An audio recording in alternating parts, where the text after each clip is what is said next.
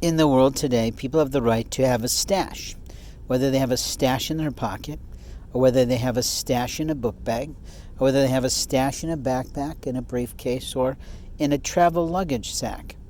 The truth is, we have thieves in America. They failed to learn proper boundaries as a child. We see blacks and whites teaching their children to grift, to take things from people, almost in the film or the musical we've seen forever called Oliver. Right? Who will buy is the big question, and we have the vendors who step outside of a Dollar Tree who are black and they peddle chocolate bars for their basketball teams, even though the guy's in his 30s and the team is a teenage team. Now, is that a real thing, or is that just a way to make cash? We can't say, and he's got a vendor's license, so win the day.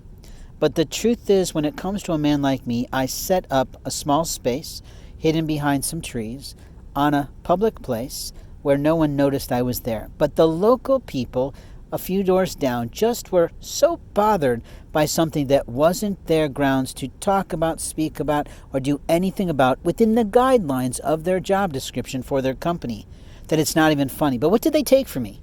They took a $150 long and small marble table. They took another $100-some marble round table from me. We're talking marble.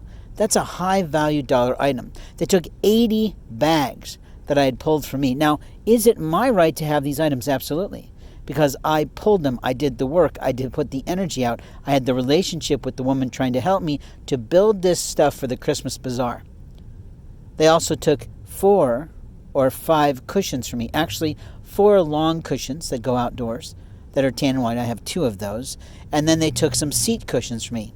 They made a total disastrous mess out of my things. They took a small castle I had for one of the children of my girlfriends.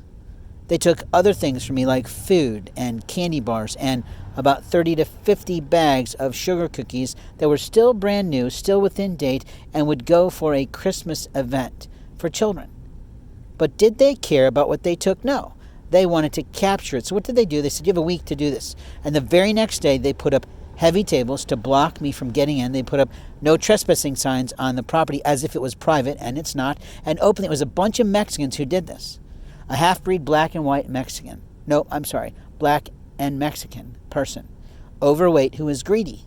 You see, what I was giving him for the paltry water I was getting was apparently not enough for him. He wanted more.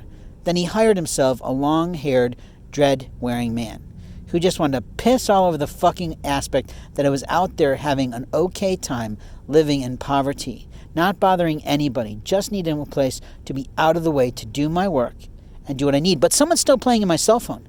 Every fucking day I'm looking for photographs of me, and some little shit black boy or little cunt Mexican is deleting my photos. Or is it the little bitch girl who works at the Joann Fabrics that when I get on the Wi-Fi network so that I can put up my portfolio so I can get a fucking job and get out of the streets and get out behind the stores where I sleep, this little shit bitch thinks that my phone is her playtime while she's on the job.